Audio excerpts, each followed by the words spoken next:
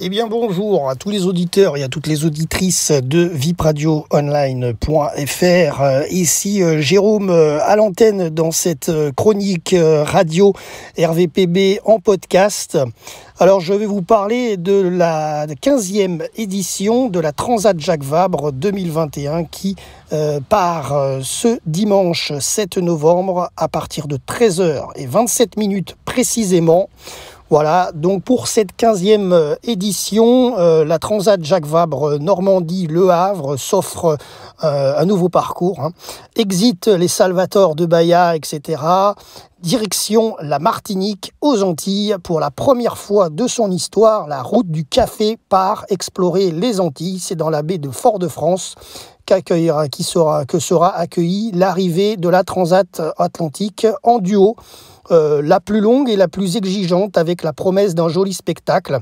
Alors on pourrait penser à une seconde route du Rhum, mais le trajet, vous allez le voir, est assez compliqué puisque c'est pas d'Angers, c'est pas direct.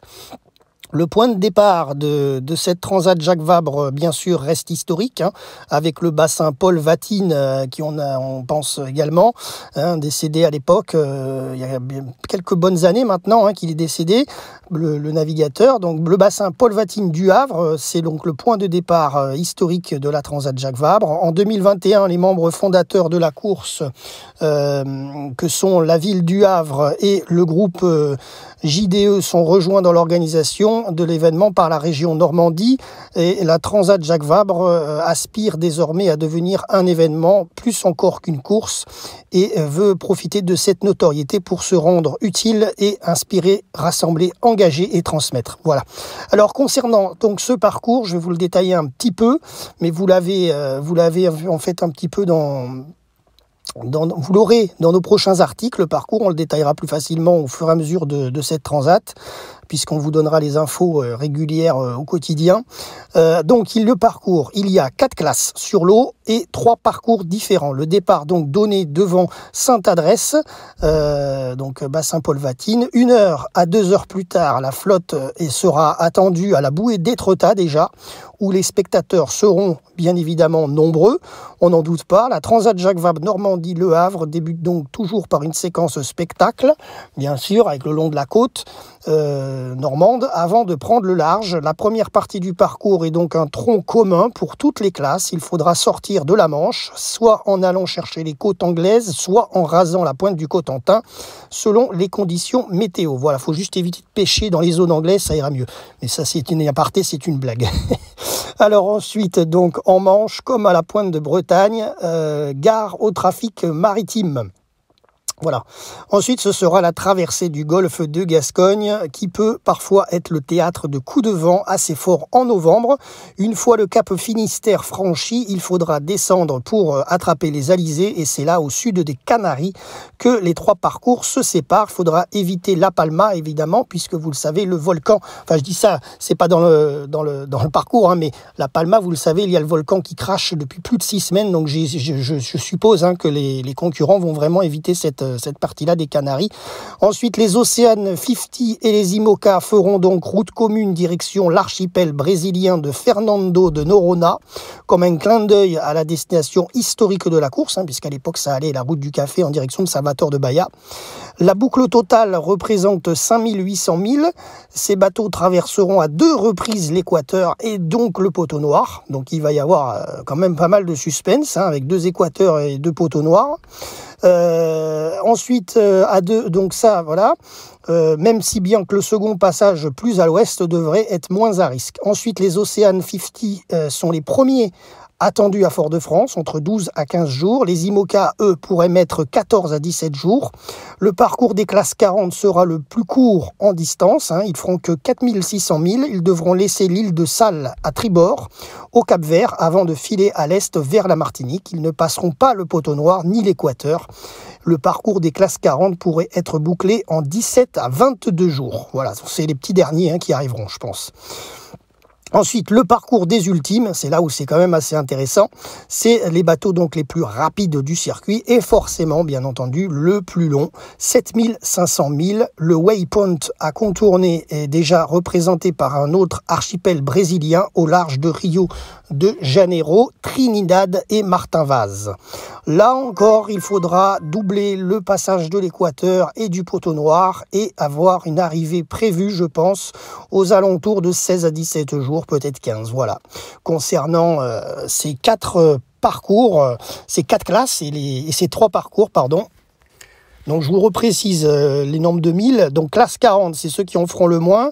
4600 milles, les Ocean 50 5800 milles, les IMOCA 5800 milles et les ultimes 7500 milles. Voilà concernant cette route Le Havre, Normandie, direction la Martinique. Alors maintenant, je vais vous parler un petit peu des skippers, parce que c'est quand même intéressant aussi de savoir qui va être sur l'eau. Parce qu'il y a quand même beaucoup il y a beaucoup de célébrités, entre guillemets, de la voile, hein, des grands pontes de la voile, qui d'ailleurs ont terminé le Vendée Globe il n'y a pas si longtemps que ça, il y a moins d'1 an. Hein. On se rappelle du Vendée Globe 2020. En classe 40, on peut retenir notamment, parce qu'il y en a bien d'autres, mais bon, moi je retiens notamment le duo Quito de Pavan et Gwen Gbik. Je retiens également l'ancien sportif Jean Galfione avec Éric Perron et une petite nouvelle qui n'est pas nouvelle du tout, mais qui va sûrement montrer ses atouts sur l'eau, Morgane Urso-Poupon, voilà, avec Julia Vira. C'est un équipage 100% féminin. Ensuite, en IMOCA, et là il y a du lourd, en IMOCA, on a qui? Alors on a Charlie Enright et Pascal Bidégory. Charlie Dalin, le premier qui a fini le Vendée Globe 2020, faut le rappeler, c'est pas le gagnant, mais c'était le premier à finir le Vendée Globe, avec Paul Meillat.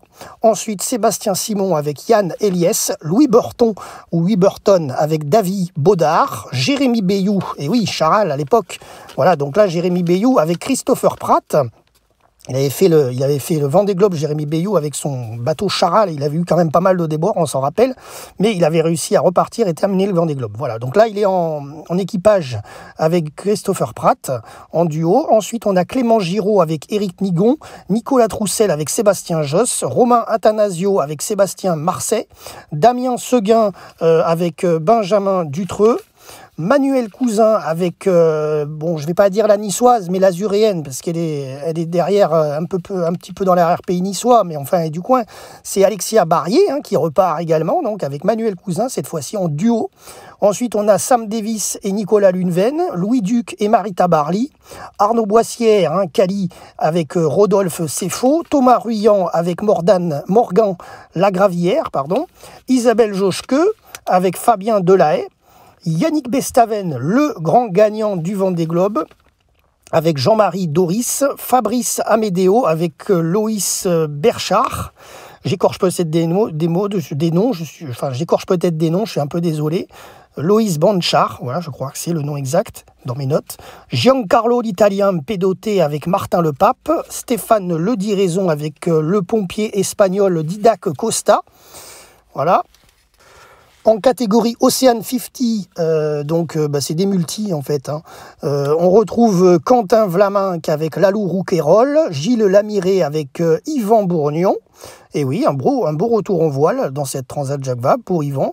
Erwan Leroux avec Xavier Macaire, Armel Tripon avec Benoît Marie. Et en ultime, là, on retrouve aussi des grands pontes de la voile, Yves Le Blévec avec Anthony Marchand, Armel Lecléache avec Kevin Escoffier, oui, le miraculé du Vendée Globe qui avait été sauvé des eaux avec son bateau à l'époque, son IMOCA PRB qui avait coulé, et c'est le fameux Jean Le Cam, c'est Jean Le Cam qui l'avait sauvé avec son IMOCA. Ensuite, Franck Camas avec Charles Caudrelier, Thomas Coville avec Thomas Rouxel. Et pour terminer, un ancien gagnant du Vendée Globe, en ultime, François Gabard avec Tom Laperche. Voilà, vous savez tout du beau monde donc sur cette 15e édition de la Transat Jacques Vabre. Bien entendu, à la rédaction RVPB, on vous donnera des infos au quotidien, des résultats de cette Transat Jacques Vabre. Donc, rendez-vous sur vipradioonline.fr et sur nos réseaux sociaux, Facebook, Twitter, Asso RVPB, Instagram, etc. Et Et donc, on vous donnera des infos régulières de cette transat. Voilà, c'était Jérôme pour RVPB et vous parlez de ce départ de la transat Jacques Vabre au Havre, bassin Paul Vatine. À très bientôt sur notre antenne.